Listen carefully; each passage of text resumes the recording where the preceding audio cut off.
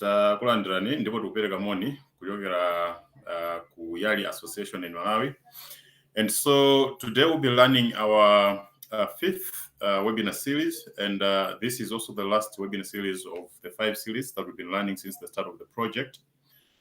And before much ado, I would like to invite the presenters for today to introduce themselves, and then I will take it up to give you a brief background of how the project has been going and what are the next steps of the project, but also go straight into today's presentations, and then we'll proceed as such. So I'll start with Revelation.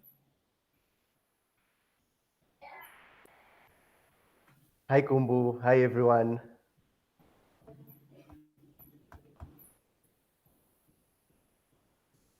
Yeah, may you please introduce yourself, Rev? Yeah, hello, everyone. My name is Revelation Nyirongo, and I'll be one of the presenters in tonight's webinar. Thank you very much. Chimwemwe, may you please introduce yourself? Hello, everyone. This is Chimwemwe Kanyika, and I am one of the presenters tonight. So I'll be taking you through the presentation that talks on the issues of transparency and accountability as a tool for the growth of businesses. Yeah, thank you. Great. So we also have one more presenter who will be joining us anytime soon by the name Madalitso Mwaungulu. So he's going to fully introduce himself once he joins us. So right now, I just want to give you a very brief background of what the project is all about and where we've come from and how far we've come, and about today's presentations, but also just take you through the next steps of the project. So this is basically a US embassy funded project. And we started this project quite a months ago, but we've had challenges not maybe to run the webinar series as scheduled because of quite of other technical challenges, including COVID. But we are very happy and glad that we are finally coming to an end of this project, that we are able to broadcast live our last webinar, which is inspired by the public management and governance track under the Young African Leaders Initiative program. And so we've run 5 webinar series so far. And today's webinar is the 5th of the series, and is basically, like I've said, inspired by the public management and governance track under the YALI program. And so we have 3 topics that we're going to cover tonight. One is basically looking at management strategies for people and resources that Revelation Nyirongo is going to take us through. And then the second one will be by Chimwemwe Kanyika, who is going to take us through transparency and accountability as a tool for business growth. And the third but also final presentation for tonight will be made by Madalitso Mwaungulu, which basically looks at staying relevant and basically looking at how sustainable can youth initiatives be from inception and going forward. And so the good news is also that now that you've joined, you also have a chance to answer some of the questions that these presenters are going to put forth. And if you answer the questions correctly, you stand a chance to win our fabulous prizes. So we've got t-shirts like the one I'm wearing today. We've got cups that we would like to give away tonight. And we also have drinking bottles, and we also have 16 GB flash drives that we also want to give away to those that are going to answer the questions rightly in tonight's presentations. And also, having attended this webinar series today, and if you had also attended the past series, you also are eligible to enter into the competition, which is the last step of this project. So the competition is basically where you have to submit to us a video or PowerPoint slides that are explaining on how, for example, if you had to win $1,000, how can you utilize that in line with the 5 webinar series that we've been learning since the start. So we have 3 prizes to give away. The first winner will go away with $1,000. The second winner will go away with $700, and the third winner is going to go away with $500. So it's a great opportunity to be here, but also, you know, to tap into these resources that have been made available by the U.S. Embassy through the YALI Association in Malawi. And so we'll be monitoring the comments on Facebook and on YouTube. So all of you that have joined us through either Facebook or YouTube, you're very much welcome. And without much ado, I will hand over to Revelation to take us through his presentation, which is basically looking at tab management strategies for people and resources. Revelation, are you there?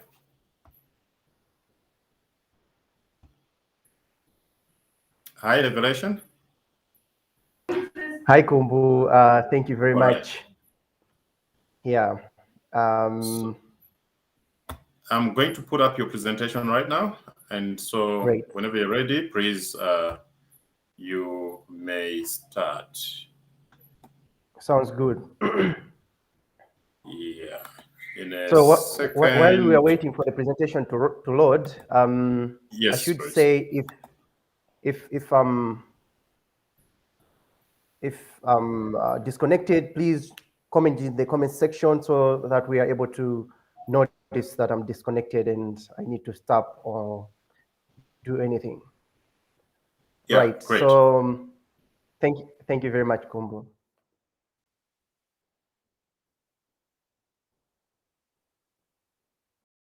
Right. So I'll ask Kumbu to share. I think he's sharing the different. Can you please share the screen that is showing the slides, because I can see, I think from the back end. So if you can share, yeah.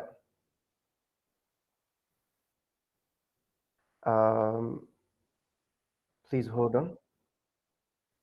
Okay, let's just give it a second. I would like to recognize Enes Pemba. She's our president, our current president of the YALI Association in Malawi, and she's done really great to put this together and provide leadership on this. Thank you very much. Glad you could join, President. Okay. Yes, Kumbu.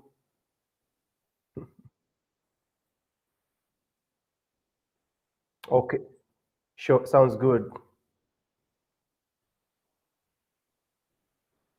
And I should say, if you, in case you have some questions or some comments, please feel free to provide some. Thank you very much, Fast and Ali, for joining. Okay. Yes, that's perfect. Okay, here we go. Great.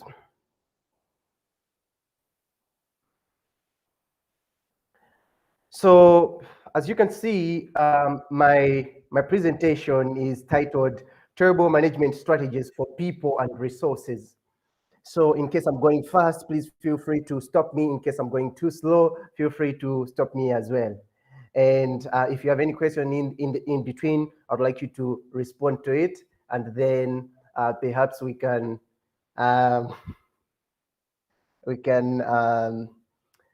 pause and respond to that question. So first of all, I'm going to show us, tell us about myself, and that will be found on the following slide that is coming up. So my name is Revelation, as I said, and I am a YALI IOCSA alumna in civic leadership, and I am a Global Health Corps Fellow from 2020 to 2021. Kumbugani, if you can go to the next slide, please. Thank you very much. I'm an Atlas Corps Fellow. I've just been awarded this fellowship, and I'm an MBA student with Amida University. I am an active global health leader who is actively involved with Partners in Health. So basically, Partners in Health aims to provide preferential option for the poor in health, which aligns perfectly with our topic tonight of providing excellent services to the public. We can go next. Thank you. So I thought it wise that people might be wondering that what is terrible? Why would someone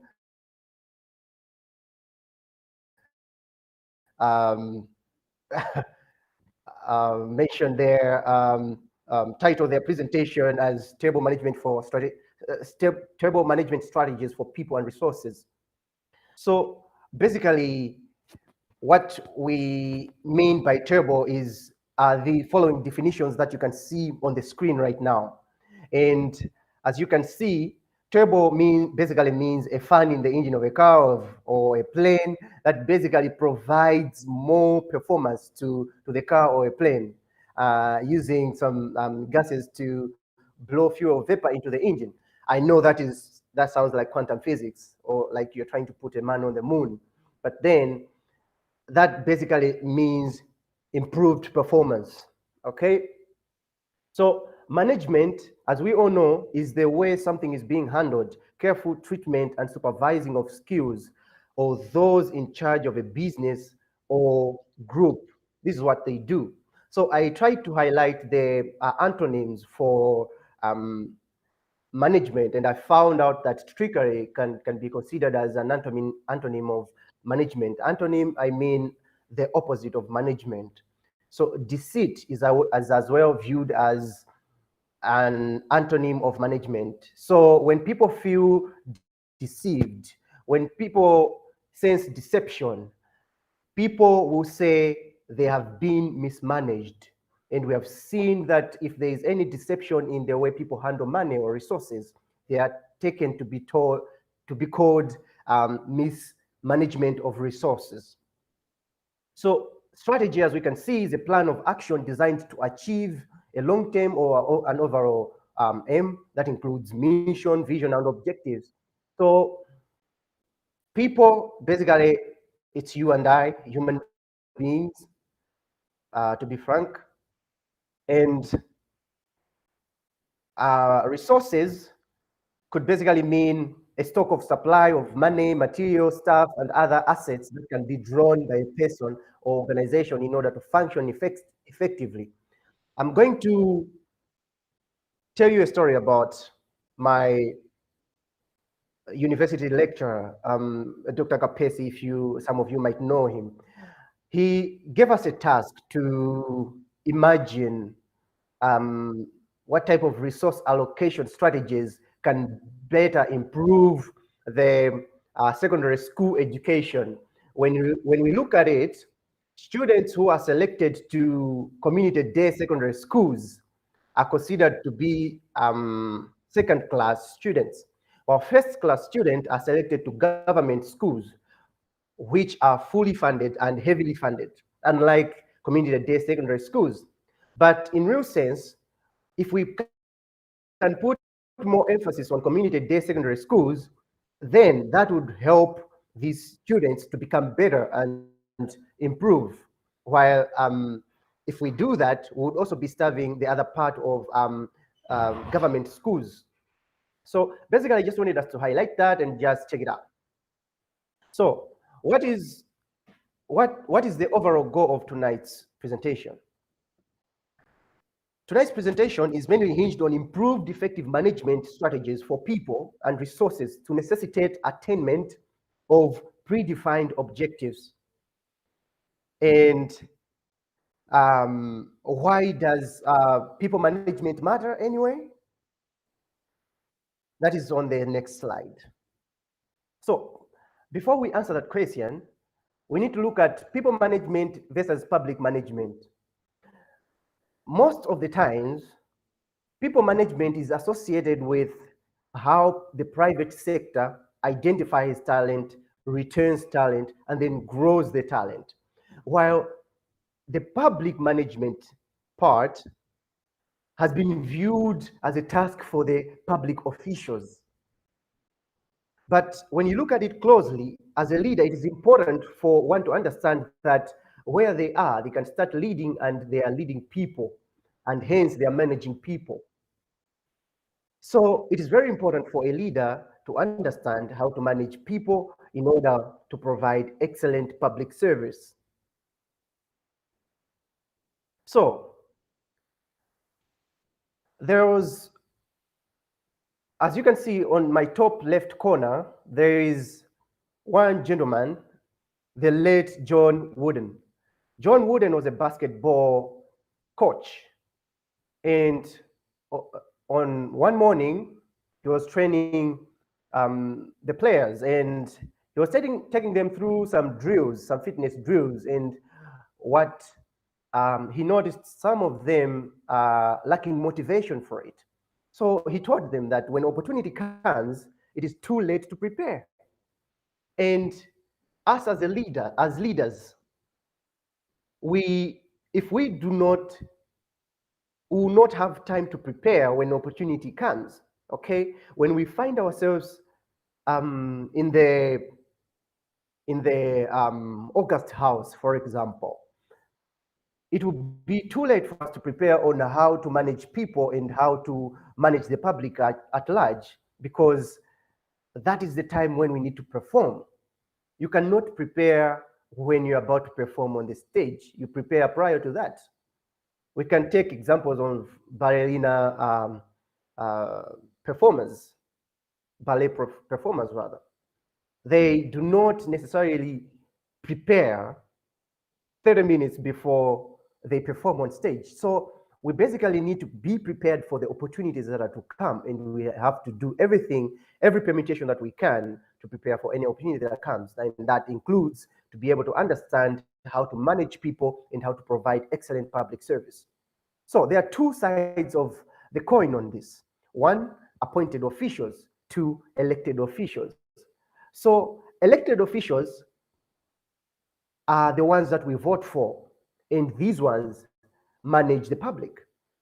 Secondly, appointed officials. It is you and I, it is you and I, when you are employed or when you have your own business going on, and you are attached to a particular maybe organization or any business that you're doing, it is important that you need to understand the importance of public management. Now, let us look at this. Barack Obama once said that change does not come to Washington, D.C. Change does not come from Washington, D.C. Change comes to Washington, D.C. And that is on my second slide. So, what do we mean by that? Most of the times we are expecting change to come from Capitol Hill, right? But the whole setup has been set up to say, you protect me, I protect you. You don't kill me, I don't kill you. That is the basis of government and its citizens. So what we do as citizens, we give the government money. We give the government our taxes to say, here is our contribution to the nation. And what is the responsibility of the government in turn is to provide securities, to provide proper transportation and what have you.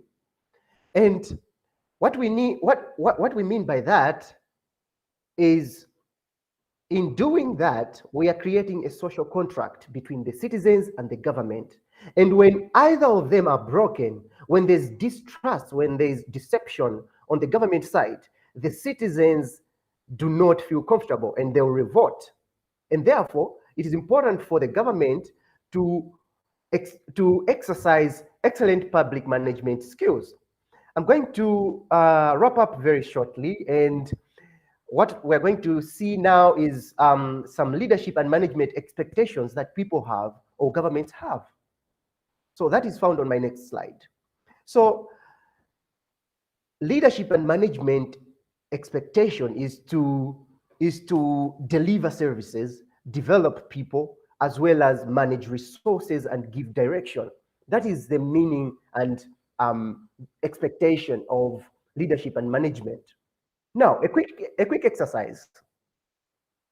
Do you think leadership is different from management? Is a leader different from a manager? I want you to respond in the comment section. Respond with a yes or a no. And while you're doing that, I'm going to give you some 5 seconds to do that. While you're commenting yes or no, I would like to move on to the next slide, which shows leadership versus management. So your 5 seconds starts now. I would like you to respond with a yes or no. Do you think a leader is different from a manager? Do you think these two are different? These two terms are different? So this is one of the questions that if you answer correctly, you're going to win a prize on. So chop, hurry up. There we go. Okay, so that's 5, 4, 3, 2, 1. Okay, I'm going to continue now. Okay, so Kathe Banda says no, and Yasin Shadrach Anoa says yes, and Sylvester Chabuka says no, Emmanuel says yes, Sunday says no, and what have you. Okay, thank you very much for that, and now the session is closed on that. Now, a leader is different from a manager. We can have a manager who is not a leader. Okay, I'm going to show you some common traits that leaders have over managers. So what do managers do? Managers drive employees. Managers are in a formal section.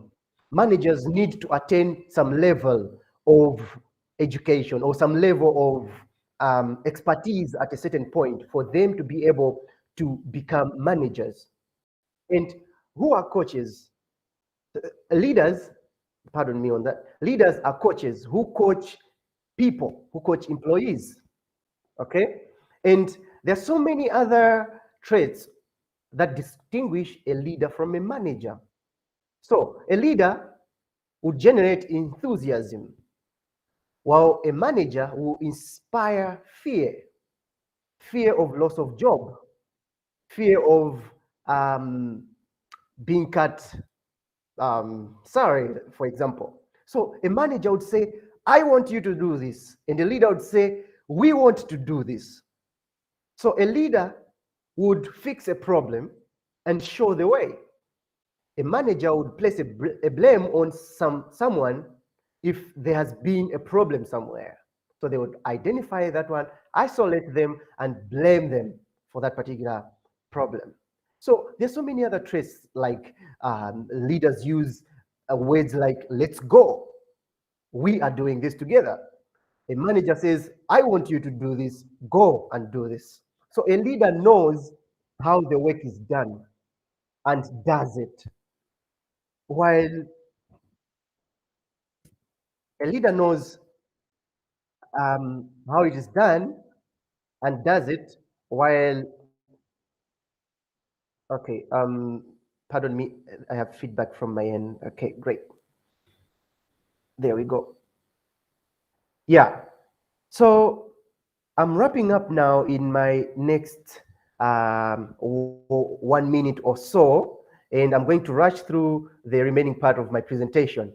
So one morning, a manager walked around or started walking around, and he found Sam busy on his phone. So he asked Sam, why are you not working? And Sam said, oh, I didn't see you coming, boss. Which means Sam can only pretend to work if he sees his boss coming. And we can see that that's what a manager would do. So we need to change perception or perspective to say, we have heard that managers can get what they want, managers get what they reward and not what they want. And that is on my second slide, or on my next slide rather. And people do what is what is inspected, not what is expected. So as leaders, we need to rise above this notion. We need to go a step further and make people, inspire people to do what is expected of them to do. We inspire people to provide their tutambala ideas, tutambala contributions on the table for us to clock closer to providing excellent public services. So we have seen crazy notions that if someone wants to go for a meeting, they would first have to ask, is there food? Is there allowances? So they have to ask those questions prior to going there. And I'm surprised at some point when we had invited some, when we were doing some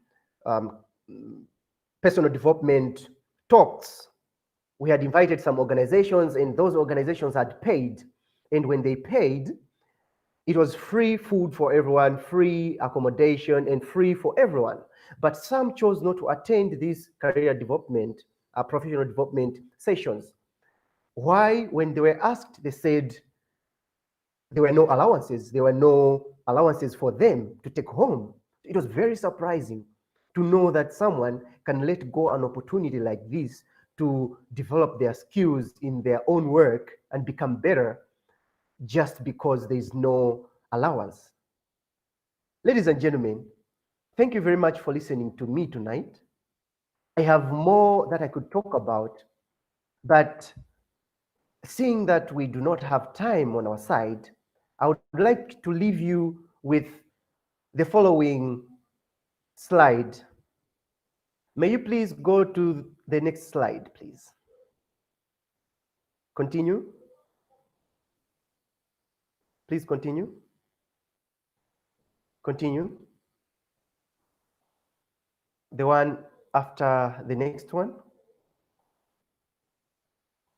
Great.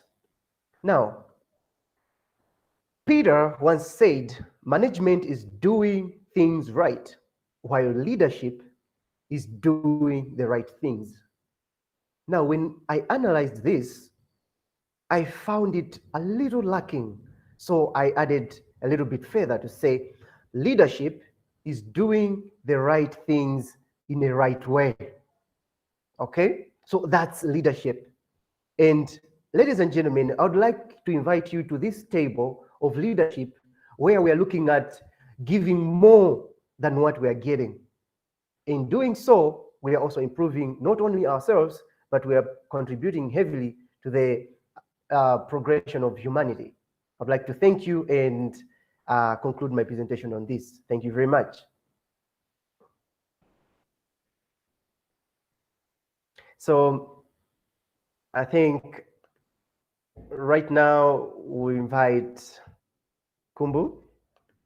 Yeah.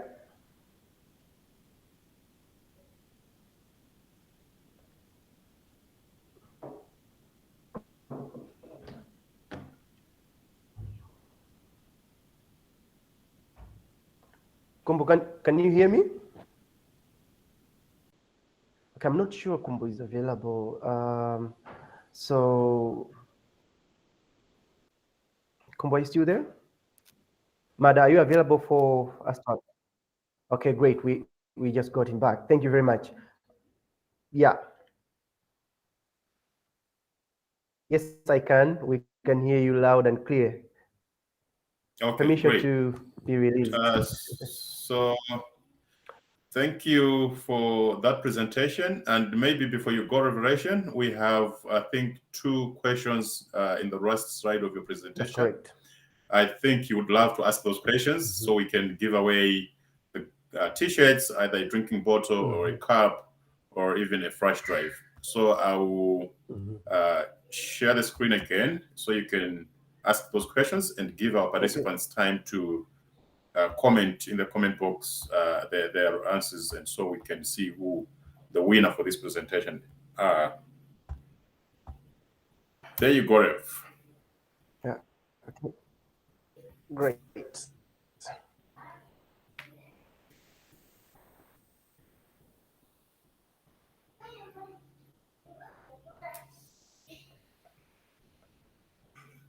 Okay, so the first question is mention 3 distinguishing traits of a leader from a manager. So mention 3 distinguishing traits from a leader and a manager. So you can see that we may have talked about this.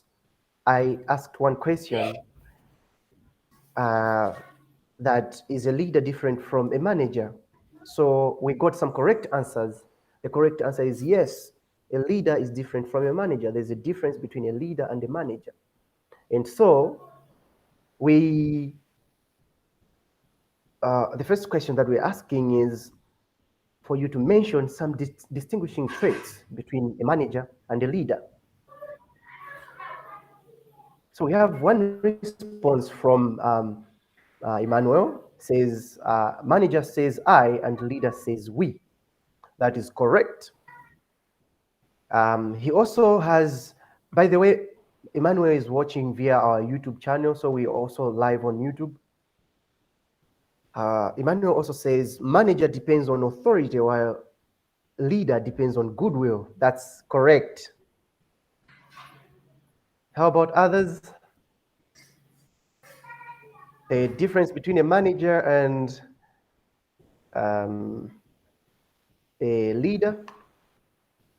And finally, he says, a manager inspires fear while leaders inspires or generates enthusiasm. That is correct. So Emmanuel is our first winner. I'm not sure it's one of our winners. I would say first. Yes. Because actually, by virtue is the of joining second. first. Yep. Second, okay. And the 16th, because the first 15 had already won something by virtue of joining early, right? Yeah, correct. And then we have also Jimmy says a manager blames others if things don't go wrong, and the opposite for a leader. A leader says, let's do this. A manager says, you do this. A leader, you cannot see the other comment, but you can comment. You can see it in the comment section if you are watching from YouTube or from Facebook. It says a leader inspires by examples and showing the way, and the manager inspires through fear. Yeah, that is correct. Okay. All right. I think we can keep the questions coming, the comments coming, the answers to these questions coming, as well as the any questions. If you have any, we'll be glad to respond to them. And Kombo, if you can put up my credentials, if anyone would like to reach out to me, I'll be glad to respond to you and basically have a side chat on this. I would like to thank you very much for your time. Yeah. All right. Once again, thank you so much, Revelation, for the presentation and also taking us through the last slide, which are basically questions. And so like Revelation has mentioned, if you'd like to learn more about what he just presented about, we are going to share his credentials on our YALI Association in Malawi Facebook group, Facebook page rather, and you can reach out to him directly and get to know more and also learn more from him. Otherwise, thank you so much, Rev. And so we are now going to our second presentation, but maybe we just take a break for a few seconds so we let our presenter get set as he comes on stage. And Revelation, can you stop sharing from your end?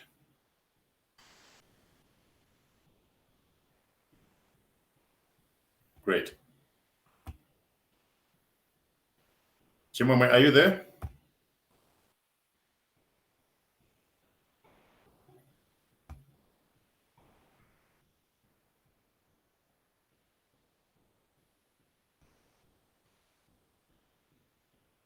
Hi, Rev.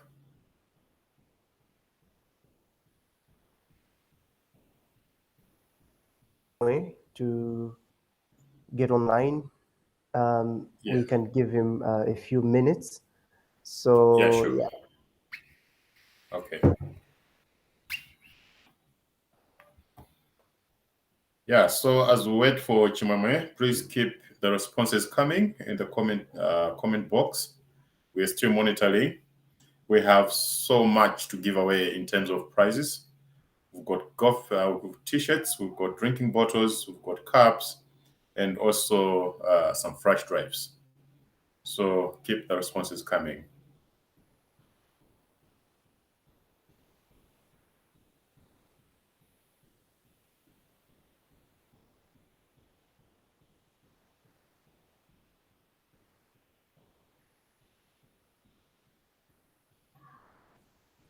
Okay, it seems we have Chimwemwe back. Over to you, Kumbo. Great.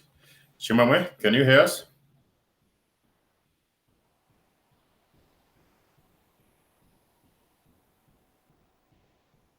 Hi, Chimwemwe.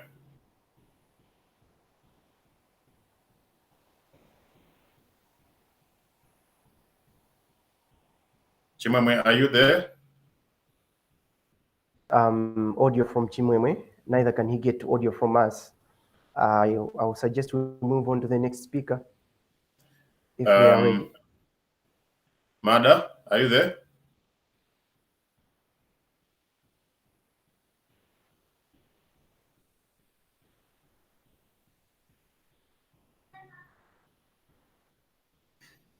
Mada, if you're speaking, we can't hear you. You could be on mute, so maybe try to unmute yourself. Can you hear me now? Yes, now we can hear you. Yeah. All right. So, thank you, everyone. For the meantime, Yeah, just go ahead and introduce yourself as I'm putting up your presentation. All right. So my name is Madalitso Mwaungulu. I'm an environmentalist. I do research, and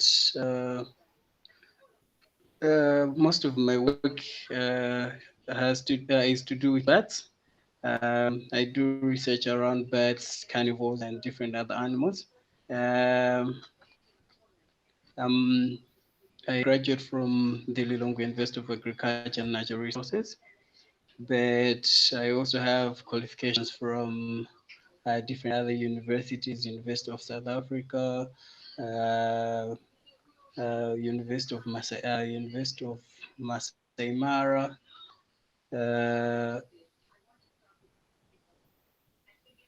Glasgow University. Yeah, so that's just a bit about me. My presentation today is about staying relevant.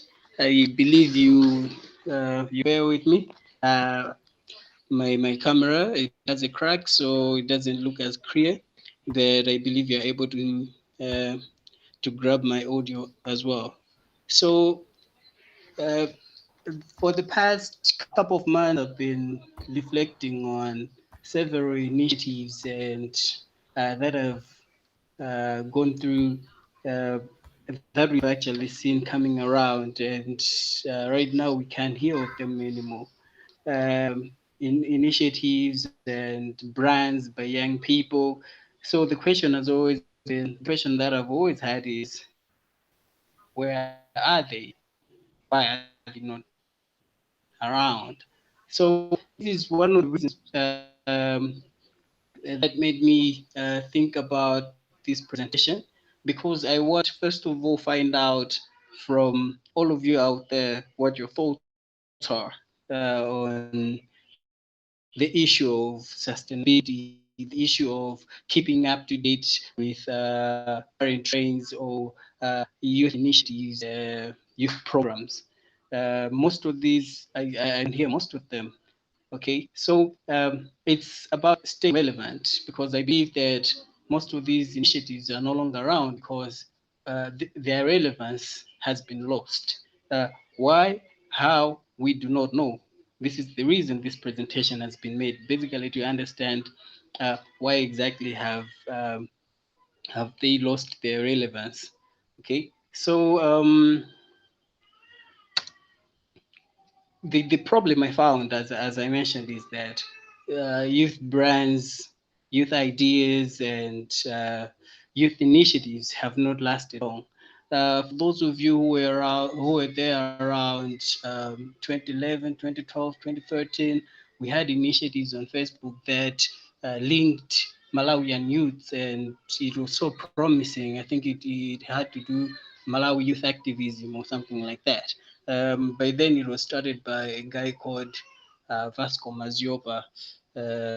He's a very good guy, a very talented guy. Okay, so he linked a lot of young people, with potential. The whole initiative had potential and all that. But 5 years down the line, you don't hear of it anymore. It actually mobilized young people to do donations, clean the streets, and different other initiatives out there that other development activities. Where is it now? Okay, you several years ago we talked about maestros, the brands like Charles Lipenga. These used to be our icons as far as the youth are concerned. Okay, so 2 years, 3 years, 5 years down the line, the fire that they had anymore, the fire that we could see is no longer there. My question is, where did that fire go? How are we in this place? Okay, I don't know if Maestros is there, but uh, why don't we hear about Maestros anymore as we used to hear about it, or as we used to witness its activities and stuff like that? There used to be like initiatives like Total Theatre, the Be Hope initiative. Uh, at some point, there was Reach Out and Touch, and then we had the brands like Asha Freak and all. These were promising African brands, okay, but where are they? How? Uh, why exactly are they not there? Okay, so this has been a question that has been killing me for the past months, for the past years. I remember there was a time I started an initiative that uh, helped people apply for YALI, and a lot of people got selected for YALI, YALI RLC, MWF. I even had a WhatsApp group. Okay, and there was so much potential. There was a lot of mentorship. People came through and all that. But 2 years, 3 years, 5 years down the line, nothing like that is there anymore. Why exactly? What exactly happened for that? For that to be like that? So that's the main question that I have today, and that's the main question that I've actually been looking into. So, as you listen to this presentation, I would like you to ask yourself that. I would like you to think around that line. Okay, why exactly are things like this? Okay, what exactly went wrong? Why is the case with most youth initiatives, youth brands don't last long, uh, don't persist to longer terms, long time solutions and stuff like that? Okay, so when I was doing my research, um, I, I looked at these cases, and several issues were common. Kumbu, can you go to the slide? Why is this the case? Yeah. So these common issues. Number one thing was most of the people that initiate these activities over time, they don't stay up to date. Like, they don't follow through the new trends, the new likes. Because, for example, with the initiative of the Malawi youth activism, or that, we only connected through WhatsApp. No, not WhatsApp per se, but Facebook. Okay, but then Facebook was uh, such a hotspot for young people. The young people. Uh, Young people who actually came out with initiatives that actually laid throughout the whole public domain and all that. Okay, so the people that started these whole initiatives failed to keep up with development, with technology, with new trends and stuff like that. Okay, so the number one thing why I think these initiatives, these new brands have failed to keep up is because they fail to stay up to date. The other reason is society has outgrown most of the products that we used to offer. Okay, each and every year we come with the very same message. We fail to innovate. Um, I'll give an example of. Okay, I'll come back to this. Okay, uh, but there is at some point I used to get involved with an organization in Zomba called Center for Free Market Enterprise. Okay, these guys used to help young people with financial literacy, giving financial options, opportunities to young people, so that they should understand how to manage their money, or how the government manages their money, and stuff like that. Okay, most young people uh, failed to utilize the kind of opportunities that CFME brought about. But then there is also this lack of transparency and accountability amongst ourselves, amongst the people that start initiatives, the people that start different brands. Okay, um, the way Revelation mentioned about managing and leading. Okay, most of the people try to manage initiatives when they actually needed to lead those initiatives. There is also this issue, this mentality of I started this, so I should do it myself.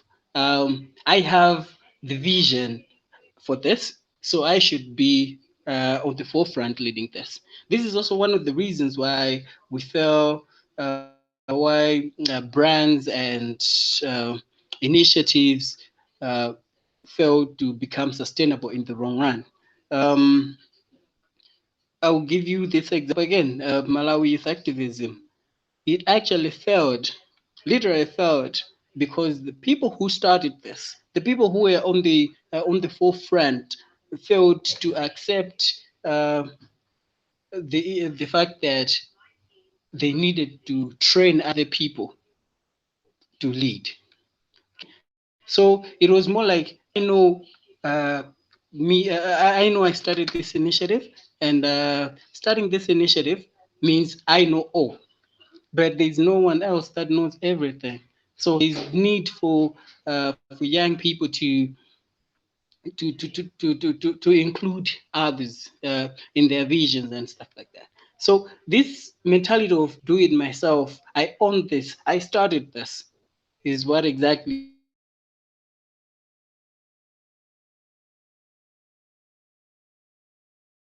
some of the youth brands that were actually promising.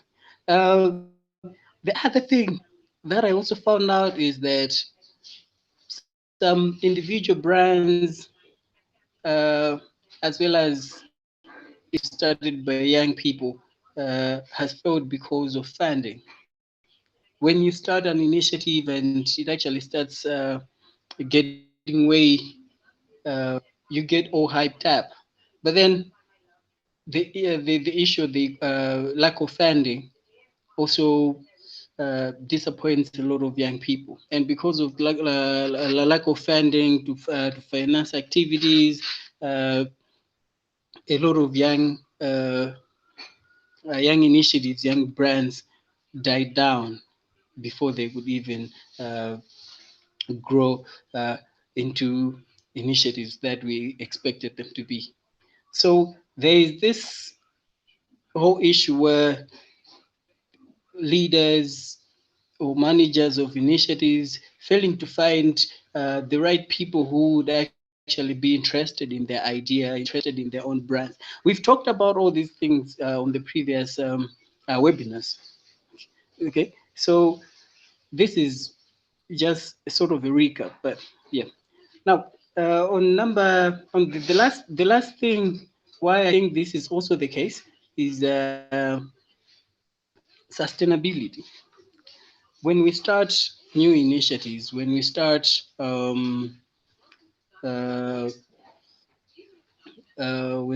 brands, what exactly is our aim? Is it to make money? Is it to make a difference in the community? And for how long do we think we would take that up to? Okay, so most young people, most young initiatives lack this sustainability concept. They want it to work. They figure that it's gonna last 10, 20 years, but their assumptions are not evidence-based. Okay, every product has a life cycle, and at the end of the day, it actually goes down.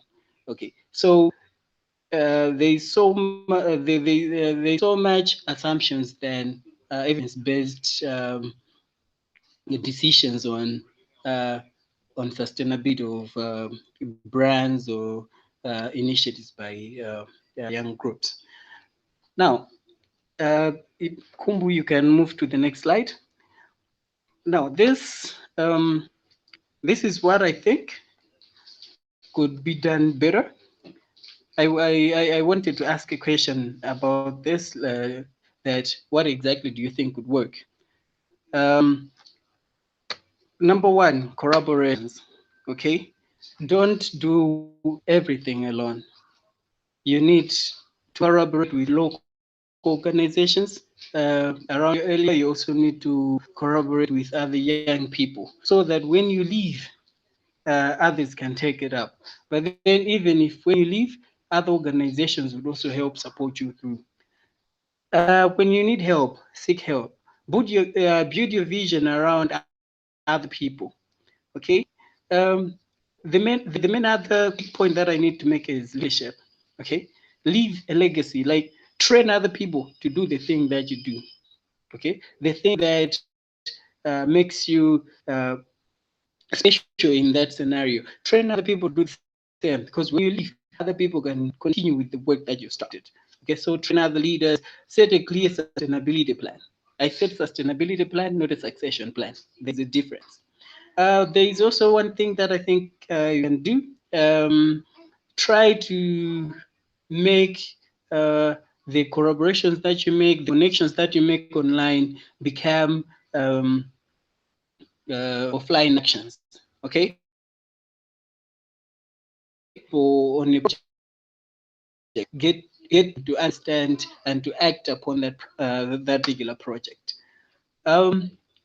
Last but not least, I think we can also talk about generation allies, generation mentors, people that have been there, people that are going there. Connect all these people so that you should have an understanding of what has been, what is, and what is going to be. I already talked about evidence-based programming. So these are some of the quick tips I think we need in order to make our youth initiatives last longer. Thank you very much. If there are questions or any comments after this, those are my details on the last slide. Thank you very much.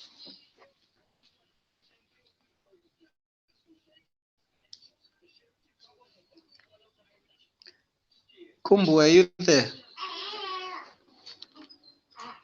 All right. Before Kumbu comes in, I have one question, if not two. These are the questions that those who answer probably will also get prizes as well. So my first question is there a political link to sustainability of youth initiatives and brands? Do you think there is any link between politics and youth initiatives or brands? Secondly, why do most founders of brands fail to maintain their brands or their initiatives over time? Those are my two questions. Thank you so much. Kumbu, you have the floor. Okay, so Mada, you still have about 4 minutes to wrap up your presentation, and so I'll ask that you maybe emphasize, let's say, question 1, and we give participants at least a minute to send through their responses in the comment box, and then we go to the second question, we do the same, and then we can wrap it up there. Just in case one has my first question. My first question is there a political link to the sustainability of youth initiatives or brands that have been started?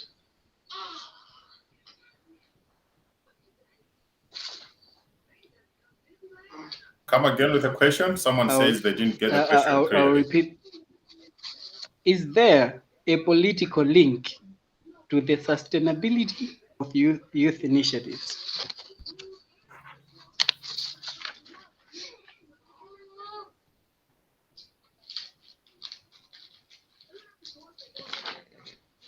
I don't know if you got that, but I'll still repeat. Is there a political link to the sustainability of youth initiatives?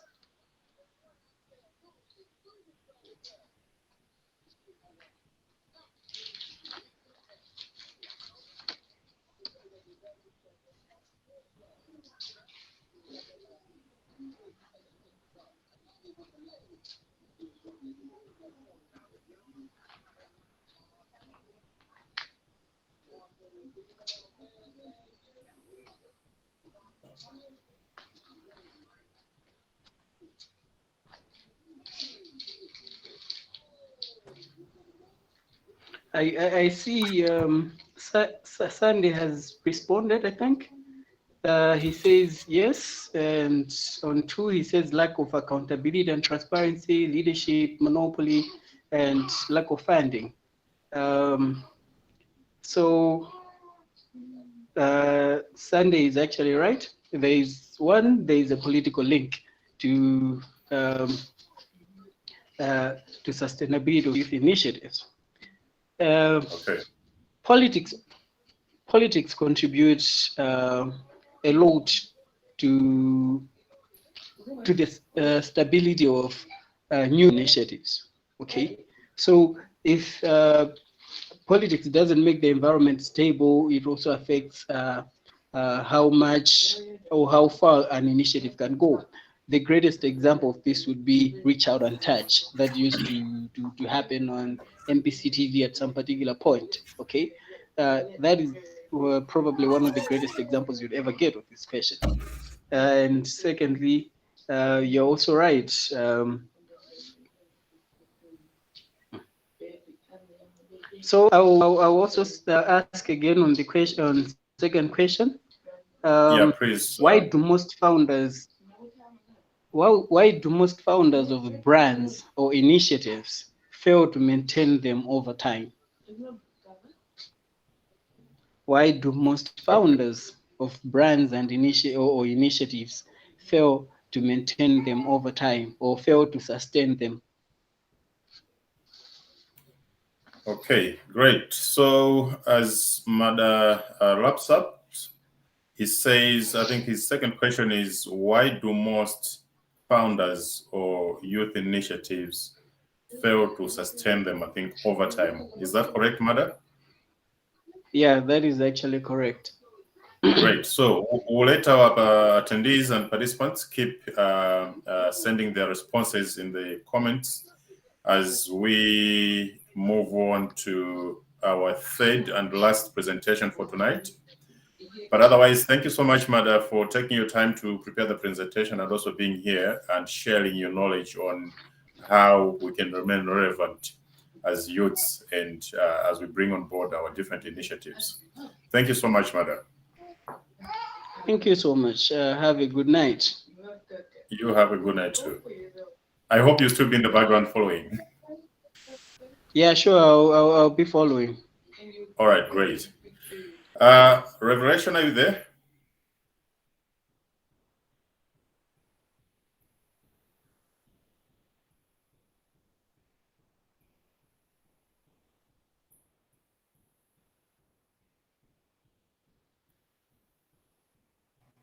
Hi, Rev.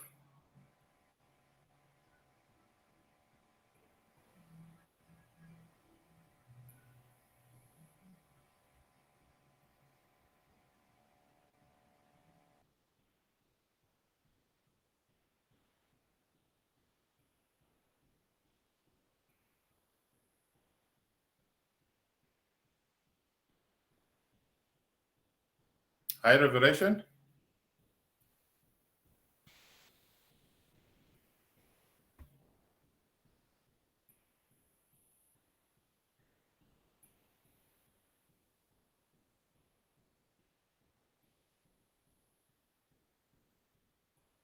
Okay, so let's keep the responses coming in the comments boxes as we get our next presenter online.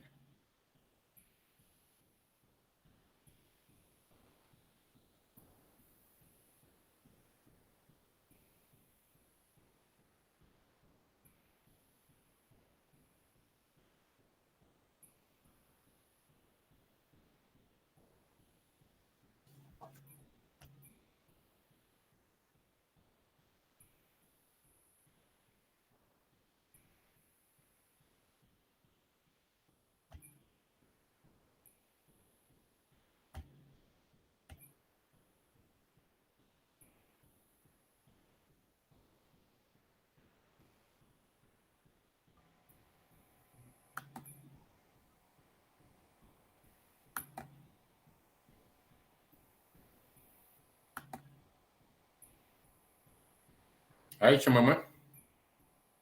Hey, Kumbu. Good evening once again, and welcome. Thank you. Great. So maybe for the sake of those that might have joined us after we had already done introductions, I'll ask you to introduce yourself again as I put up your presentation, and then we can hit the road running straight. So once again, my name is Chimwemwe Kanyika, and I am one of the presenters tonight. My topic focuses on the transparency and accountability as a tool to be used in business growth. So I'll be with you for about 10 minutes. My presentation is brief. Yeah, over to you, Kumbu. Okay, great. So putting up your presentation in a few seconds. Thank you. And please let me to move next, right?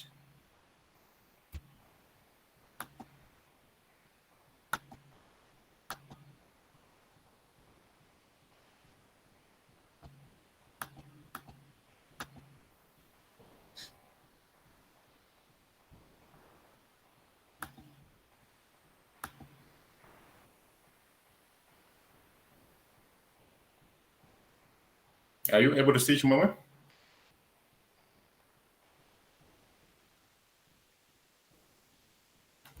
Hi, Chimwemwe.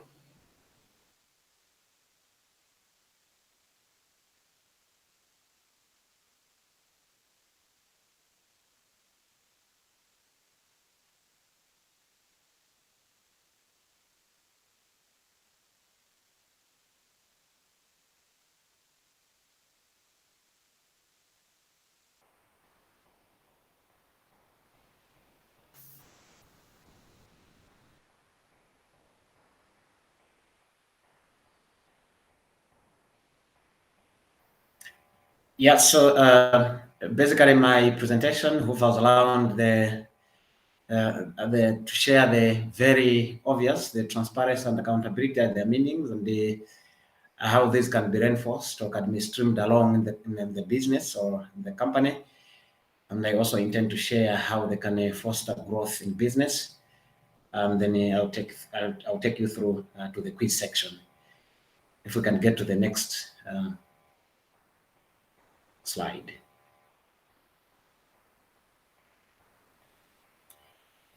There are so many definitions pertaining to the issue of transparency, but this one speaks best to the intentions of the presentation we are sharing tonight. that is an approach to communicating and forming relationships that emphasizes directly to people in a workplace. So regardless of the structure, transparency fosters the communication to both levels, or to all levels in a business structure. While the accountability section looks into a responsibility of one's activities, or responsibility on what somebody does on a particular activity. We can get to the next PowerPoint, and the next PowerPoint presentation talks about how should we build transparency and accountability be it a small scale business, be it a company. Most of the companies or businesses or business ideas, even business initiatives, they have failed in the course, probably because we have not been transparent enough. We have not been accountable enough to what we do pertaining to our businesses. For a business to grow, ladies and gentlemen, it cannot grow with one person. It grows with many people, so that the reach is increased and expanded. Now, within that team that is built to run a particular business, be it an employee, be it the very ordinary person, there must be transparency, there must be accountability in what one does. So the intentions of the business may be known to the few, the founders or the managing directors, but still it has to be streamed down to the very last person in the structure of that business. And it can learn, in this case, it looks into the issue of vision, it looks into the issue of the ethics, the standards pertaining to that company, pertaining to that business. It has to be known to the very last call to each person that is built or that is working within that institution of running the business. And this has to be known in a way that a very last person of the business has to know why that business is running. Ladies and gentlemen, no one should be kept in a blanket for something that he or she says, I am working for. So it has to be made plain, it has to be made available for somebody that even if the very last person at the order of the company is found and being asked of a particular product that the company is offering, has to be able to deliver or to competently communicate to the person inquiring about that information. Let's get to the next slide as we continue to look into the issue of how we can stream in the issue of accountability and the issue of transparency in our working, in our businesses. So we have to stem the roles and the responsibilities for each person, for each post, or for each office. So we have different sectors or different departments building up a business or building up a company. Now, in that order, everyone must be aware of what he or she is supposed to do. No one should be a stranger to his or her own office or to the office he or she is occupying. Let each person know what is competently supposed to do in order to realize particular goals for the company. Okay, so the company or the business must have targets. There could be monthly targets, there could be quarterly targets, there could be a half a year target, there could be maybe annual targets, but those targets should be known. The business should have them, and even those that are working, that are part of that business, they should be aware of those targets. And this now comes to the cultivation, the leadership, the public, the leadership, the management that the leadership offers to their business. As Lev was saying in the first place, it falls within the category of how do you interact with the people you have entrusted them with the responsibilities as our employees. So they have to know the company's targets, and they have to be oriented. They need to know this is what I can do according to my capacity. And if I am to bring value, I am bringing value in these areas of that I have been trusted by the business. Then we also look into the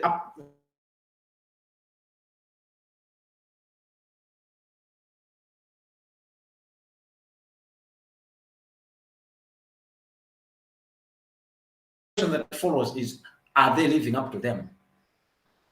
Are they delivering according to the standards or according to the expectations of the business? Okay, so what follows now is to track progress. And how do you track that progress? Some would opt to frequent meetings. Now, frequent meetings also act as a kind of a refresher training or refresher to the information they were fed regarding their productivity or regarding their performance in the business. So each one will be able to bring a report. This is the way I have fared to this far regarding these targets. This is how much I have gone. Now, everyone is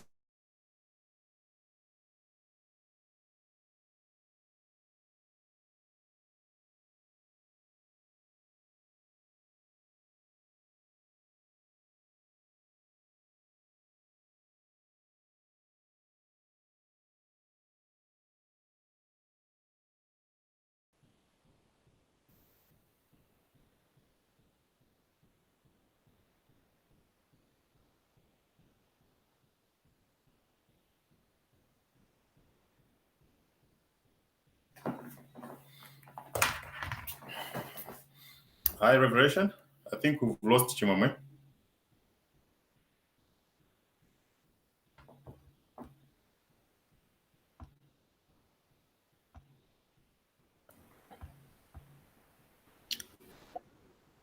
That is correct. Combo, can you hear me? Yes, I can hear you now.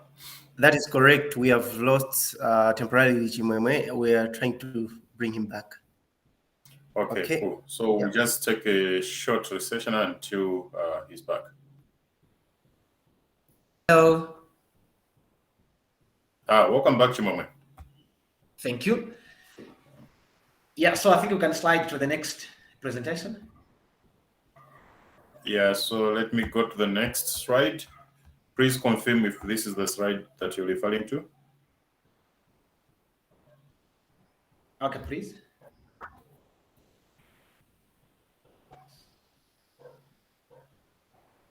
Yeah, I think that's the next PowerPoint presentation we are to get into.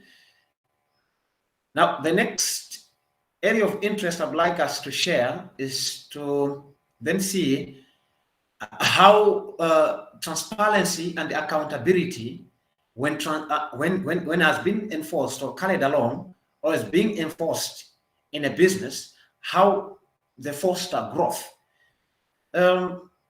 A lot of people have shared on the same.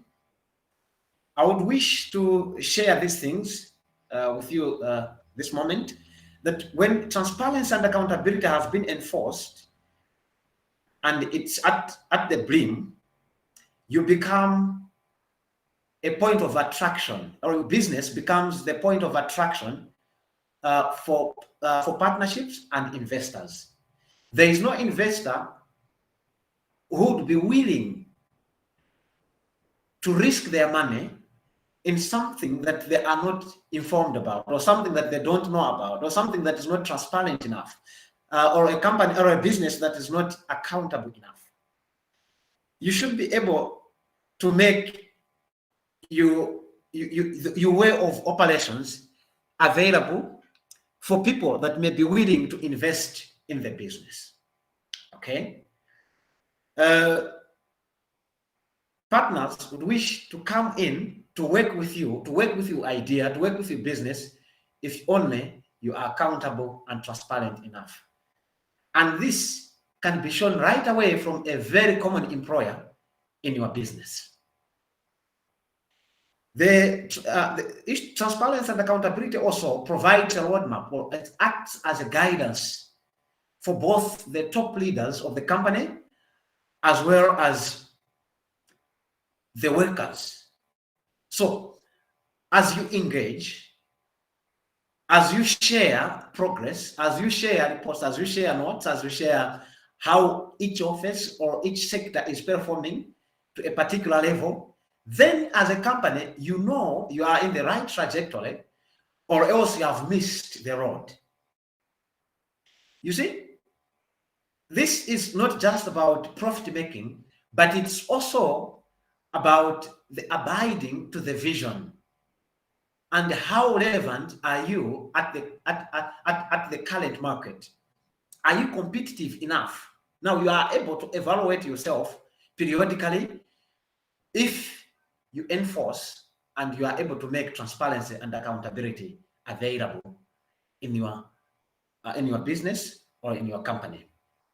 The transparency and accountability also facilitates the progress and business growth, as Elia said, that you are able to track to say this, we are going the right way or we are missing the road, how should we correct it? So you quickly come in even before you are poached on the market or you are poached competitively to the potential customers.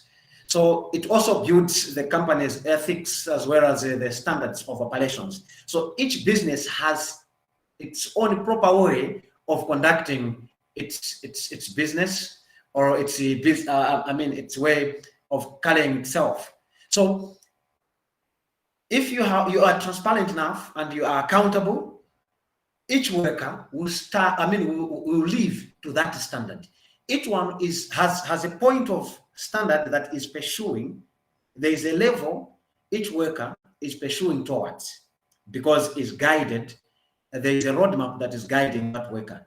And it becomes easier even for the leaders of the business, or even you as a leader of the business, to say this worker is relevant to the vision, or this worker is not relevant to the vision. You can easily know who should you continue working with, or who should you give holiday to. All right? Because you know then that we are doing the right thing with this team. The next slide, please. Boom. So I would wish to conclude, but before I conclude, I would like to make it clear that as young people, we might be already in business, or some of us we might be envisaging to get into business. But it's best that we should know that there is a critical way on how we should handle ourselves for the growth of the business. There are times people have businesses, people have companies that are running, they have employed people, but even their employers are not, their employees are not aware if their business is registered or not. So if some customers or some people would wish to invest in your business or in your idea, and they ask you, a common worker, to say, we would wish to work with you. Are you registered? Then the worker says, wait, let me first ask my boss. Or wait, first, let me ask those that are leading us. No. Then on that part, just know that as a leader, you are not doing fine. Because your common worker has to know to a level that you are operating as a business. Now, transparency, as I conclude, transparency and accountability, they go hand in hand. Actually, it's only when you are transparent enough that you can hold somebody accountable. Otherwise, you cannot hold somebody accountable on something that surely you know that they don't know. Because by the end of the day, they will tell you that we do not even know what we should have been doing, because you, in the first place, you never shared anything with us. You concealed everything to yourself. All right? So let's make it open, let's make it plain as to this is the standard we would wish us to reach to. And as a leader, you are not working as a manager, but you are working as a leader to say, gentlemen, ladies, let's go. This is the way we should go to do our operations. Now, because the vision usually is clear with those that are in top management or those that are leaders, let's so much drill in our followers and those that we have employed. Now we can only drill if we work closer with them. So transparency, as I said, it also it determines who becomes accountable for what. All right, because each one knows the role he's supposed to take, and when everyone knows who is responsible for making decisions or how to reach to those decisions, it becomes easier, and how to reach to those decision makers also becomes easier, because everyone knows to say, this is what I have to do. Okay, and even in the hierarchy of that business, everyone knows that we are moving together, we are at the same spot, because the moment you conduct those regular meetings, they are giving you a track to say, okay, we are together. Where other workers are not reaching to the standard, then you are able to guide them to say, this is the way we should do it. The next slide, please, as we get to the quiz section. Okay, yeah, those are just some of the materials, the references that one can also get some information from. But then I would wish us to get to the quiz section. The first one looks into how can transparency and accountability attract investors and partnerships in business? How can transparency and accountability attract investors to partnerships in business? The second question, regular meetings between business leaders and employees are not important as far as the business is recognized on realizing profits. Is it true or false? There is no need for regular meetings as far as the company or the business is realizing profits. Is it true or false? And if it's true, why? If it's false, and why? The third one is a takeaway home, a simple one. Just mention some reasons, or 3 reasons how transparency and accountability are tools for business growth. How are they used as tools for business growth? Thank you much, Kumbu. As we monitor, people respond to the quiz questions. And in case there are also some questions on the same, I think I'll be glad. I think we have some kind of 5 minutes to take.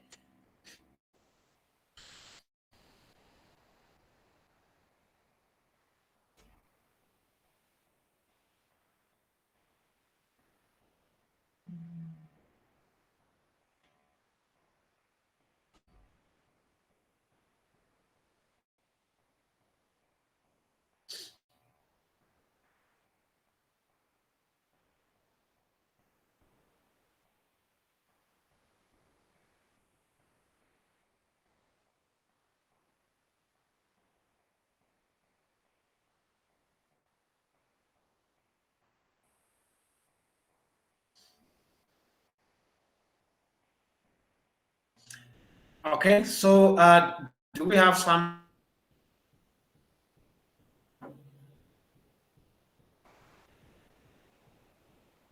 on the questions?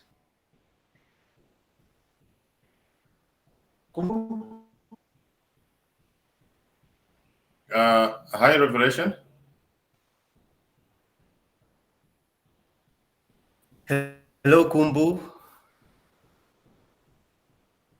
Hi, Kumbu. Yes, now I can hear you. So maybe we'll wait, because we have like 5 minutes to wrap up, and maybe we just give our participants 3 minutes to ask any questions, should they have, with regards to the 3 presentations that we have, or any other component of our webinar series today. And we also encourage them to keep the responses coming to the 3 questions that Chimwemwe has put up. So Kumbu, we have one. And we have a response for question 1. Go ahead, Chimwemwe. Yeah. Trust is built, and every investor would work with trusted companies, stock brands for better results. Yeah, this is good.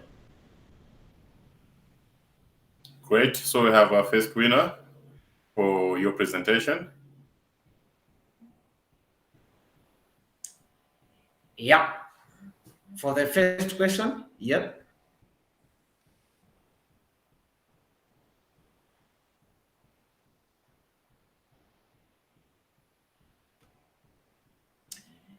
So Sylvester says it helps attract investors since investors invest in honest people, and honest people are capable of proper management of funds and easily gain trust. For the second question, he says it's false. Regardless of nature of business, size, or stage, transparency and accountability is key as it boosts employee trust and enhances performance. All right. So Sylvester gets it good with both the first and second question. But for the interest of first question having been taken by Lungu first, let's give it to Sylvester for the second question. Okay, great. That's well noted.